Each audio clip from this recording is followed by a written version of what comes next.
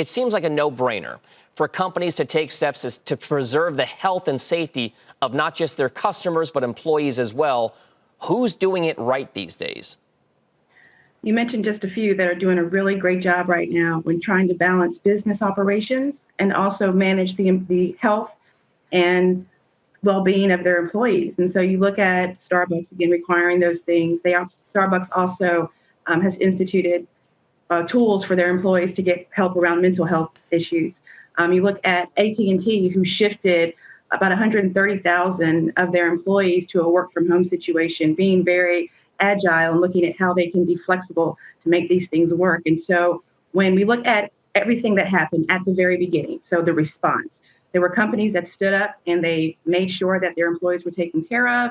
They made sure that if there were childcare issues, there were ways for them to take advantage of services that would help their employees with childcare, maybe extending some other benefits that they've had, increasing pay, especially for some of the not the first responders, but the people that are on the front line. And so the response was really good from several companies. And then we have the reopening.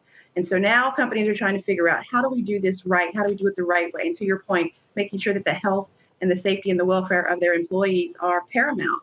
And you're right, it should be a no-brainer, because consumers are also looking at these brands saying, okay, how are you taking care of the community? Sure. And with all of the back and forth with Republicans and Democrats trying to figure out what's next, people are looking at corporations, at corporate leaders to kind of step in and figure out ways to help make this pandemic, to help get through this pandemic. And well, Shelley, let's talk about that, though, right? But the reason why these companies maybe can and should do this is because they are able to. You brought up the Republicans and Democrats can't agree to anything. It doesn't seem like the government can come out with any kind of definitive action plan for how exactly you tackle these types of concerns. So does that leave it only to the companies and their CEOs to take these types of actions to make this virus pandemic plan perhaps a little bit more effective? Unfortunately, if there is no help coming from Washington, then CEOs, leaders are going to have to step in, and they're going to have to step in and do what they can in their sphere of influence. And so when we think about any crisis, right, we need CEOs to be visible. We know that everyone does not have the answers. So I don't think employees and consumers are looking for, this is what's going to happen. This is what we're going to do. People understand there's going to have to be flexibility, but communication is so important. Transparency is so important. Letting your employees know we're working through this together, letting them know that on a regular basis, again, being visible, acknowledging what they may be feeling with the pandemic. And remember, Don, we've got this as a backdrop to this whole pandemic, this whole conversations about racial injustice.